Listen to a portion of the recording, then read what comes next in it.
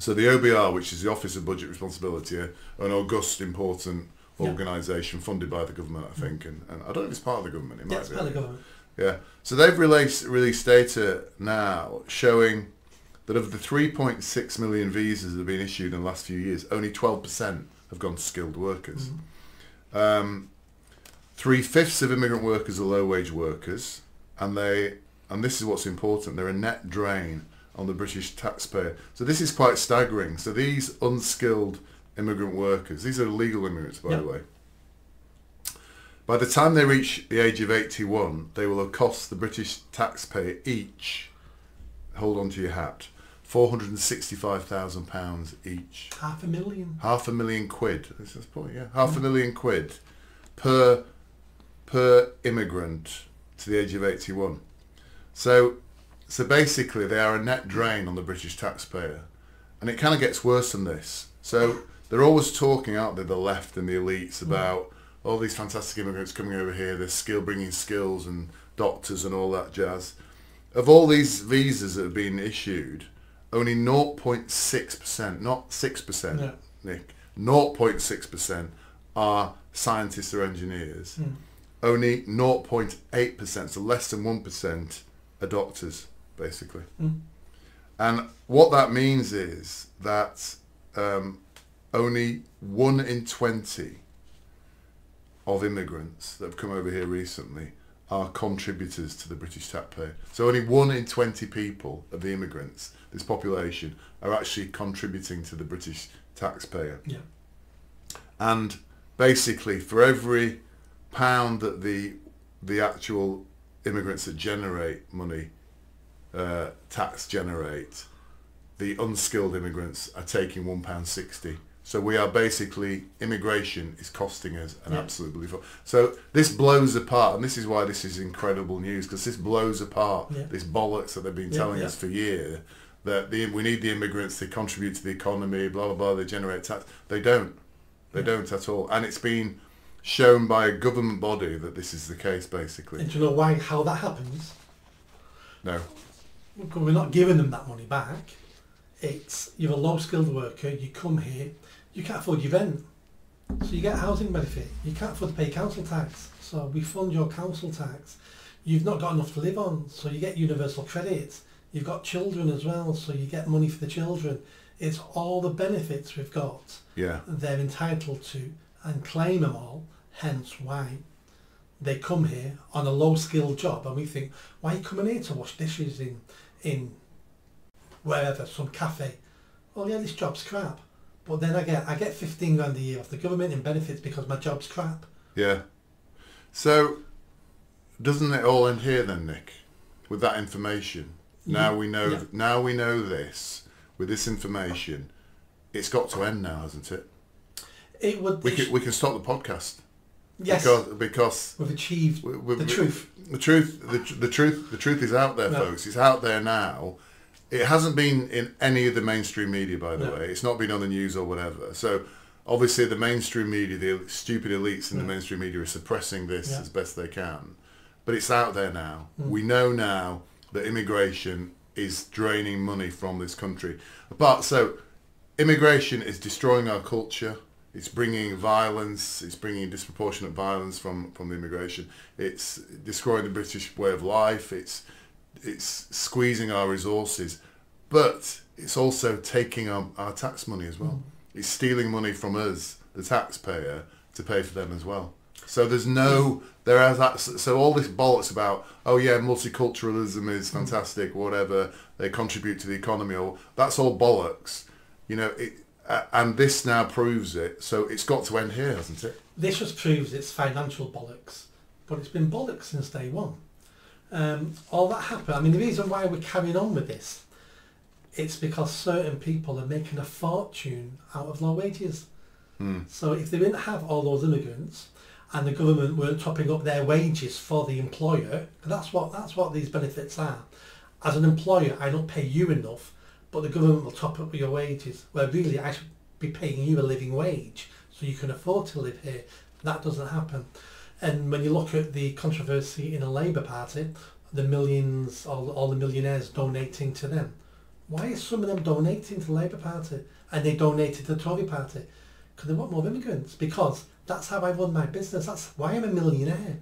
Because I pay these people peanuts and the taxpayer picks up the rest of the bill. Yeah. And that's why I'm a millionaire. Somebody's subsidising my workforce. The taxpayer, basically. the taxpayer is subsidising the workforce. Yeah. There was a story 15 years ago. Places like Tesco's were employing new members of staff, not just migrants but local people as well. And when they got the job and were given the contract, they were given benefit forms by Tesco saying, and this is how you top your money up. So it's kind of documented. Yeah. It's known. Yeah. I mean, what this says to me now, and I was quite shocked because I didn't know this. I don't know if you knew this before. You know the figures, but I knew all. I knew. You kind of had an instinct that this. I knew by looking around, going, net migration is a drain on this country, and it'll be a drain financially. But now we've got the figures. We've got the figures. This must now mean that multiculturalism has failed in this country. It's got to mean that, hasn't it? Mass immigration has failed, yeah. Yeah. I mean, multicultural has failed as well, but I think that's a different argument to make. But mass migration, yeah. Yeah. So I when that information has come out, for me, it's kind of the final nail in the coffin about what's going on. But I also get the sense, and I don't know if you do, that people have started to talk about this now, that it's kind of now out in the open, that you don't get labelled a racist if you say mass immigration has failed, basically. But this now has got to be the definitive argument. And interestingly, I was out last night with a business colleague of ours from Dubai in Birmingham, and he started talking about, oh, look what's happening in Germany, they're like the Nazis. And I said, no, they're not. I said, they're not like the Nazis. Immigration has failed. The cost of an immigrant now is more, it's draining money from these people. These people in Germany are seeing it, that's why they're voting for it. And he actually went quiet because he'd never heard that before. And he's from Dubai? He's from Dubai. I'd have said to him, no, wait a minute, you're from Dubai. You treat your immigrants like you're Nazis. Yeah. They're treated like third-class citizens. Yeah. His workforce actually staying like kind of hostels. They're all from India. He goes over to India, and there's queues around the corner in India for people who want to come and work for him in Dubai. But when they get there, they're not paid very much money, and they're kind of not stored, but they stay in these like hostels where they're all in a bunk and share it or whatever. They save their money and send it back to India, basically. But he was saying, oh, the AfD are Nazis or whatever. I said, they're not Nazis. I said, what's happening here is the people in Germany have had enough. They've had enough of the crime. They've had enough of the reduction in the standard of living. They've had enough of the fact that now, these people are not contributing to the economy. And this is kind of the new one. But because he was a businessman, when I said about the contributing to the economy, that kind of just shut him up. And I saw the realisation dawn in his eyes as we said it. So I think now people have woken up. I think they've woken up to immigration now. And this is the final, got to be the final nail in the coffin, hasn't it? Well, it explodes the big myth that we need migrants. We need them. Yeah. But that's what says we don't need them. In fact, they're killing us. Yeah, they're killing us. They're taking our money, taking our tax money from us, and in addition to that, they're gobbling up all our resources as well. Yeah, and they're making it easier for the government not to ensure that lazy British people are not working. Yes, yeah. Because if there was a staff shortage across this country, government would be making sure all those nearly 10 million people out of work, they'd be making sure they're getting back to work because we need this now. Yeah. At the moment, we don't need it because we've got immigrants doing the jobs. Yeah. Even though it's slowly killing us, nobody wants to do the hard work of changing this around. But I think now nobody can argue about the solution, can they? No. And the solution is we have to stop this immigration. You argue for repatriation of immigrants. I kind of understand that. I just don't understand the logistics. But what they're doing in Sweden now, I think it's Sweden, they're paying 30,000 euros to the immigrants. Hardly any have taken up on it. Oh, really? Hardly any. There's stuff online where they're speaking to immigrants in the street and they're saying, I don't like Sweden, and I've got no intentions of leaving. Not even 30,000 euros. Really? Even though they don't like Sweden? Yeah. Why are they staying there? Because it's a better country. Because I suspect where if that... I take £30,000 to Mogadishu, I'm dead the next day. If you take £30,000 to the tribes north of Karachi, there's a very good chance you and your family will be dead the next day. Yeah. So why would you want to take a load of money to a country like that? I suspect what will happen is forced repatriation, where we're going to send you back, but to keep the elites and the liberals happy, we'll give you 30 grand anyway as we send you back. I think forced repatriation is going to start. I just think this is the first step. Yeah. You can fluff it. We'll give you £30,000 to go.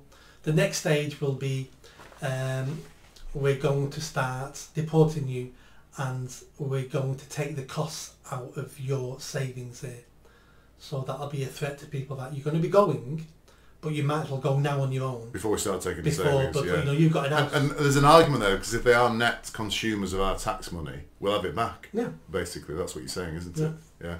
Now, what's interesting is this information, this detail, is available in places in Europe already. So some places in Europe have been collecting this information in great detail. I understand that Denmark is one of the places that, and so Denmark have already shown for years, and Denmark, by the way, are again shifting their migration policies or immigration policies. Denmark have shown for years that if you're from North Africa, the Middle East, Pakistan or Bangladesh, you are a net drain on the economy. If you're from India and China, you potentially contribute something. If you're from the West, you definitely contribute something. Yeah. So it's kind of definitive, this stuff now. It's kind of, this... If you need migration for your economy, isn't that the model you go down? You start looking at stats going, these are the countries we take migrants from because they had so much more than these other migrants. Yeah. It's something like 50-60% of all migrants from Africa can't even read or write in their own language. Yeah. Why are they being let in then? Because it's just like, here's a form filled in, I'll fill this in and I'm coming in, basically. Yeah. Or some of them just come illegal. And once you're here... I think these are legal migrants. This stats comes from 3.6 million visas that they've had, basically. So they've tracked these people. Well, Germany have just given Kenya 100,000 visas. Why? They said they need skilled workers. We're going to get them from Kenya. Oh, really? Yeah. But they're going to be skilled workers, are they? So they say. Oh, I see. Oh, I don't know. But again, let's say they are highly skilled in Kenya. Yeah. Let's say they are. Yeah.